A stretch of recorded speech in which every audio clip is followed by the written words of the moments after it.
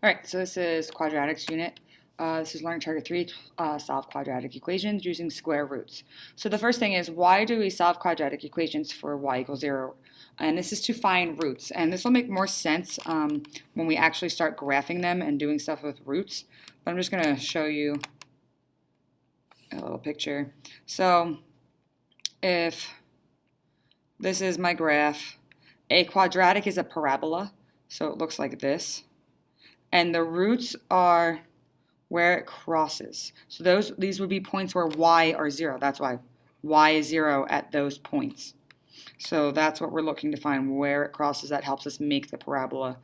And the parabola can be like, sometimes it doesn't touch, sometimes it's just different. So those are quadratics. And those are the parabolas for our quadratic equations. So we're solving each equation for when y is 0. So when we do this, I'm just going to make y 0. So x squared equals 16 plus 0. Or I can write away to say x squared is 16, right? I don't even have to write that 0. I know that 16 plus 0 is 0.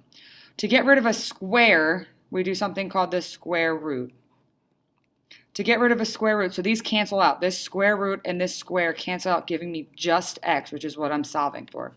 The square root of 16, so this is what number times itself. What would this give me? The square root of 16 would be 4, but remember that it could be plus or minus 4, right? 4 times 4 gives me 16. Negative 4 times negative 4 gives me 16. This one, so this would be x squared minus 81 equals 0, because I'm making y 0. I'm going to put 81 on the other side. I have x squared equals 81. Get rid of a square by taking the square root. These will cancel.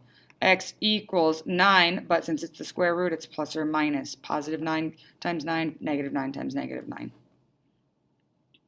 This one. All right, so I'm going to make that 0. So I have this. X minus 2 squared plus 1 equals 50 plus 0. I'm going to get rid of this 1.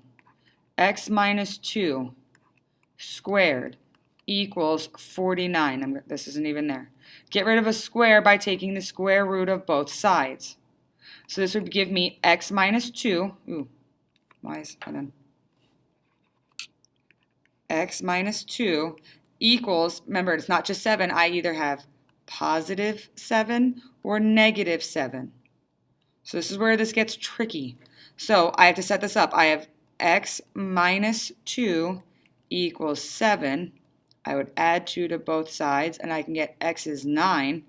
Or I have x minus 2 is negative 7. I add 2 to both sides. 2.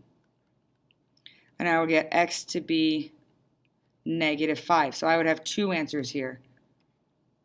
9 or negative 5. I have two answers over here. I have positive 9, negative 9, but these ones are two different numbers, 9 and negative 5. So make sure you realize that it's both positive and negative answer.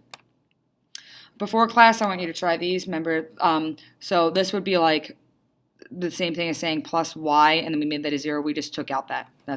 We already made the y 0 for you. So try this before class.